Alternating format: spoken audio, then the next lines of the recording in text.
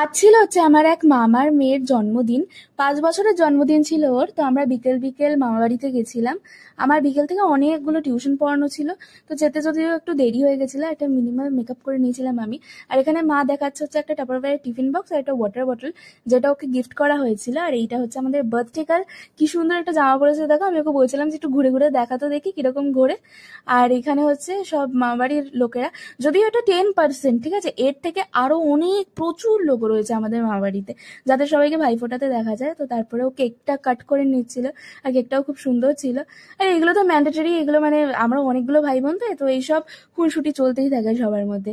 তারপরে ডিনারে ছিল হচ্ছে চিকেন বিরিয়ানি আর চিকেন চাপ, যেটা আমার সব মাসিরা মিলে বানিয়েছিল, আর দারুণ বানিয়েছিল। জাস্ট খেতে না মানে ফাটাফাটি হয়েছিল। তো তারপরে সবার সাথে দেখা করে সবাইকে টাটা বলে আবার বাড়ির পথে রওনা হয়েছিলাম, কারণ পরের দিন সকালে আবার পড়ানো ছিল।